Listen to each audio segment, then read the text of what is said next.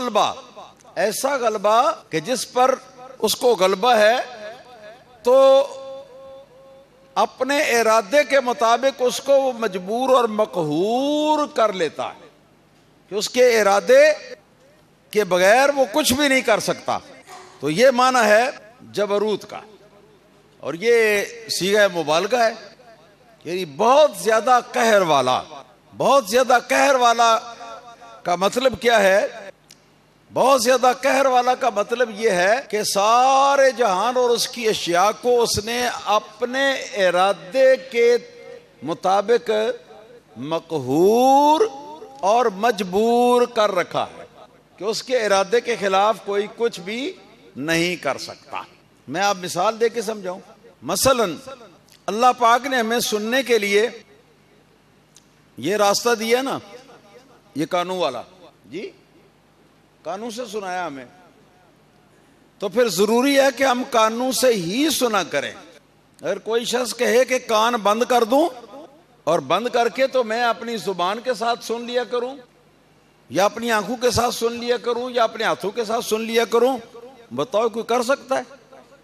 یہ مطلب ہے کہ اللہ پاک نے ساری مخلوق کو اپنے ارادے کے سامنے مقہور اور مجبور کر رکھا کہ ہم اپنی ٹانگوں کے اوپر اور اپنے پاؤں پر ہی چلا کریں. یہ نہیں ہو سکتا کہ ہم اپنے سر کے اوپر چلا کریں. اللہ تعالی نے ہمیں کھانے کی حاجت ہونے پر یہ سسٹم مقرر کیا ہے کہ ہم اپنے منہ میں کوئی چیز ڈالیں، ہمارے معدے کے اندر وہ چیز پہنچے، غذا کی قسم کی ہمارے معدے میں پہنچے، اور معدے کو حکم دیا ہوا ہے کہ وہ اس غذا کو ہضم کرے. وہ چند گھنٹوں میں معدہ اس کو ہضم کر دیتا ہے، اس کی ڈیوٹی ہے. تو اس کی ڈیوٹی جو ہے اللہ تعالیٰ وحدہ لا شریک نے لگائی ہوئی ہے، تو اس کا خلاف نہیں ہو سکتا. اب کوئی شخص اگر کہے کہ میں اپنے پیٹ کے باہر 8-10 روٹیاں جو ہیں وہ باندھ لوں اور پھر کہوں کہ میرا معدہ اس کو ہضم کر دے، یا اس روٹی کی طاقت جو ہے یہ مجھے حاصل ہو جائے، تو یہ نہیں بندہ کر سکتا. یہ معنی ہے مقہور و مجبور کرنے کا. یہ مقہور اور مجبور کرنے کی ایک حد ہے جی. مگر جس وقت اللہ پاک نے یہ ارادہ فرمایا، جو افضل المخلوقات اور اشرف المخلوقات انسان ہے، اس کو خیر و شر سمجھایا جائے اور خیر کے بدلے میں جنت دائمی اور شر کے بدلے میں جہنم، یہ اپنے بندوں کو سمجھایا جائے، تو اللہ پاک نے اپنے نبیوں اور رسولوں کو بھیجا ہے جو غیب کے جہان سے اللہ پاک کے حکم لے کر تو وہ بندوں کو بتاتے ہیں کہ نماز پڑھو گے تو جنت میں جاؤ گے، نہیں پڑھو گے تو جہنم میں جاؤ گے، وغیرہ ذالک جو شریعت کے احکام ہیں. جہاں تک اب سمجھنے کی کوشش کریں، شریعت مطہرہ کا دائرہ ہے کہ یہ کام کریں،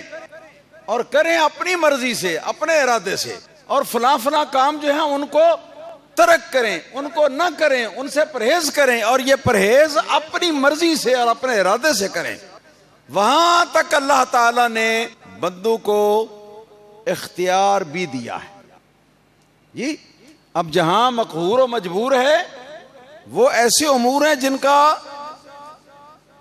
شریعت کے ساتھ تعلق نہیں، اور جہاں اللہ پاک نے اختیار دیا ہے، اللہ پاک نے طاقت دی ہے، تو اس کا تعلق ہے شریعت کے ساتھ، اور وہ شریعت کے دائرے میں وہ چیزیں آتی ہیں کہ میں اگر نماز پڑھتا ہوں تو یہ اللہ پاک کے مجبور کرنے کی وجہ سے، مقہور کرنے کی وجہ سے میں پڑھ رہا ہوں. اور ظاہر ہے کہ اگر اللہ کے مقہور اور مجبور کرنے سے میں نماز پڑھ رہا ہوں تو ایسی نماز پر مجھے ثواب تو نہیں ملے گا نا،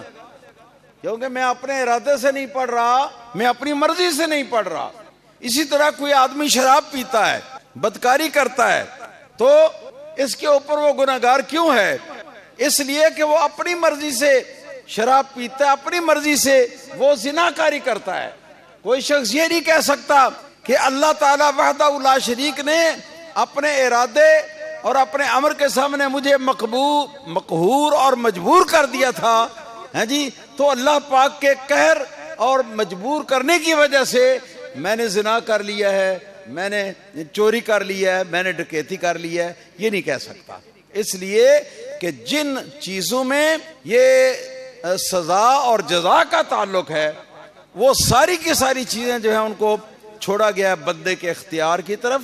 اور ان چیزوں میں بندے کو طاقت بھی دی ہے، بندے کو اختیار بھی دیا ہے۔ اب جب طاقت بھی ہے، اختیار بھی ہے ان چیزوں کا، تو اب اپنی مرضی سے، اپنی ارادے سے جب اچھا کام کرو گے تو ثواب کے مستحق ہوگے، جنت کے مستحق ہوگے، اور اپنی مرضی اور اپنے اختیار سے برائی کو چھوڑو گے اور اس سے اعراض کرو گے، منہ پھیر لو گے، تو یہ کیا ہوگا؟ یہ آپ کے لیے ثواب کا باعث بنے گا اور جنت کے اندر جانے کا باعث بنے گا۔